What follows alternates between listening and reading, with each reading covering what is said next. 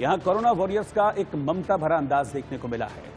वो तबका जो डॉक्टरों और मेडिकल स्टाफ पर हमले करता है, उसे ऐसी तस्वीरें जरूर देखनी चाहिए। यहाँ नर्सिंग स्टाफ की गोद में एक 3 महीने की बच्ची है और बड़े प्यार से जो नर्सेज हैं, जो वहाँ का स्टाफ है, इस बच्ची को संभाल रहे हैं। और जानते हैं क्यों?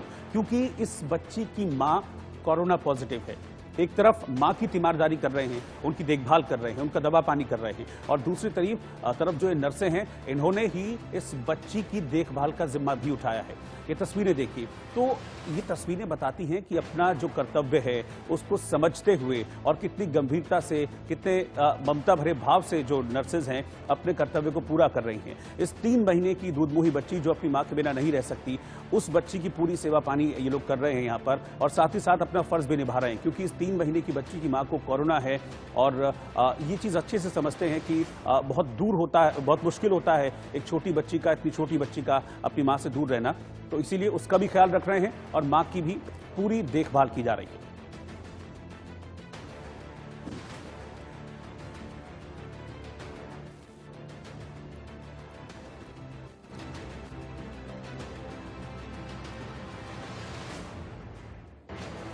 और इस वक्त हमारे साथ नेहा शर्मा जी जुड़ गई हैं, रायपुर से जुड़ रही हैं, नर्सिंग अफसर हैं रायपुर में।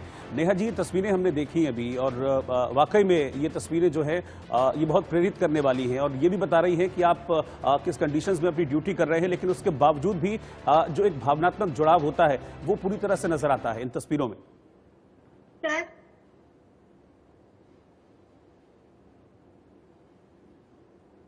जी जी, बोलिए नेहा जी। जैसे इनिशियली हमारी कोरोना वार्ड में ड्यूटी लगी थी, तो हमें पता चला कि हमारी कोरोना वार्ड में ड्यूटी जी बस थी कि क्योंकि ये मेरा फर्स्ट एक्सपीरियंस था और एक्सपोजर भी फर्स्ट था। तो लेकिन हमारे जो असिस्टेंट नर्सिंग सुप्रिटेंडेंट और श्रवण सर थे, उन्होंने हमें थ्रू आउट हमारा जो पोस्टिंग था हमें मोटिवेट किया, सपोर्ट किया। और हमारे director sir, DDA sir, MS sir, उन्होंने हमारा थ्रू आउट पोस्टिंग, स्टाफ कैसे काम कर रहे हैं, all details of the patient सब लेते रहे। और ये जैसे ही अतुल जिंदल सर जो हमारे इंचार्ज हैं कोविड वार्ड के, उन्हें 14 तारीख को पता चला कि जो बच्चे की नानी है वो भी पॉजिटिव आई है। तो फिर एक और चैलेंज उनके सामने आया कि अब बच्चे का देखभाल कौन करेगा, क्योंकि उसकी माता ऑलरेडी पॉजिटिव थी जी। तो अब नानी भी पॉजिटिव आ गई, तो अब बच्चे का ख्याल कौन रखेगा। तो उन्होंने हमारे असिस्टेंट नर्सिंग सुप्रिटेंडेंट से बात की। तो असिस्टेंट नर्सिंग सुप्रिटेंडेंट ने हमें चूज किया, मुझे, नेहा शर्मा को और टीनू यादव मैम को। तो एक जो स्टाफ था वो पॉजिटिव पेशेंट्स को देख रहा था, और जो एक स्टाफ था वो बच्चे की देखभाल कर रहा था। तो उसमें हमने बच्चे की फीडिंग का पूरा ध्यान रखना था, उसको एक फैमिली मेंबर की तरह से केयर करना था, जो कि बहुत मुश्किल काम था।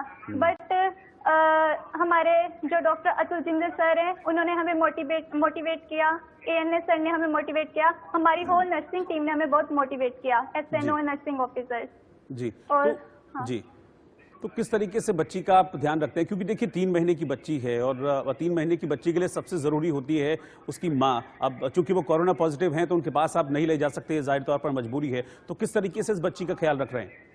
सर, उस बच्ची को समय समय पर सेकेंडरली उसको फीड दिया जा रहा है, उसकी पर्सनल हाइजीन जैसे डायपर चेंज करवाना, सब उसका ध्यान रखा जा रहा है।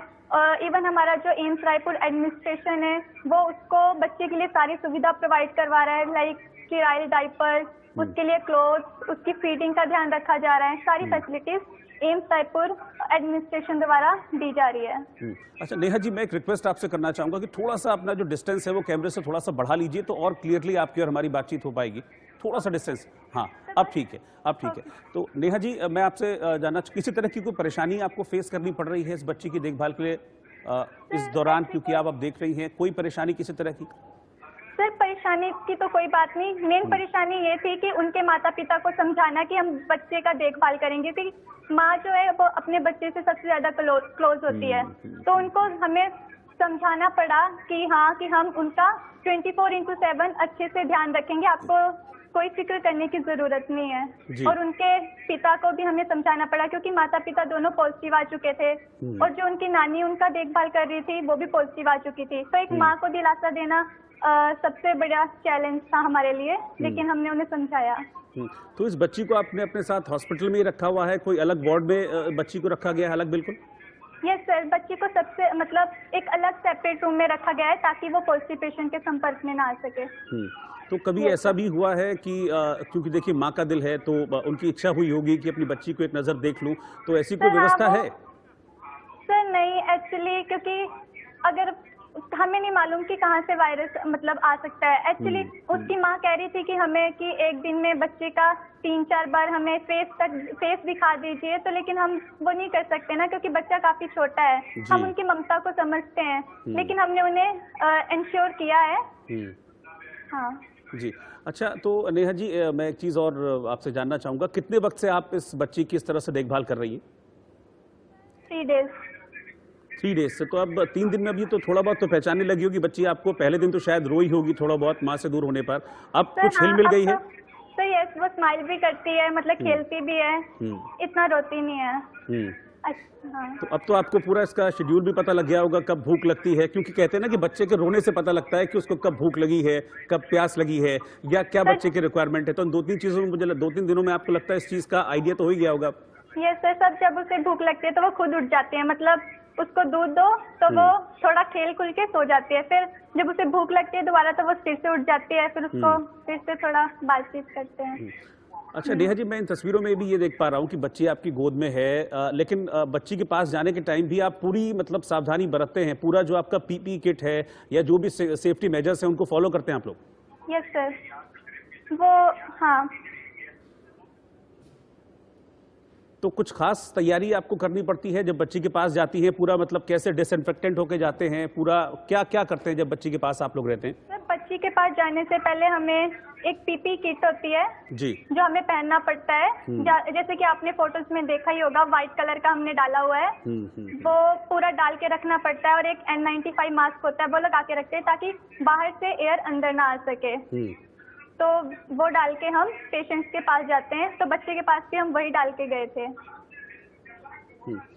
अच्छा, आपकी जो फ्रेंड हैं या हॉस्पिटल मेट हैं टीनू जी, वो भी इस वक्त हमारे साथ जुड़ गए हैं। टीनू जी, आपका भी बहुत बहुत स्वागत है और आपको भी नमन है हमारी तरफ से कि आप लोग इस कोरोना काल में इस तरीके से एक ममता भरा भाव रखे हुए हैं और बच्ची की देखभाल कर रही हैं। किस तरीके से आप लोग बच्ची की देखभाल कर रहे हैं, जरा बताइए, क्योंकि तस्वीरें तो हमने देखी हैं, लेकिन आप चूंकि बच्ची को संभाल रही हैं और हमने देखा कि आपकी गोद में बच्ची काफी खुश भी है, तो किस तरह आप बच्ची की देखभाल करते हैं?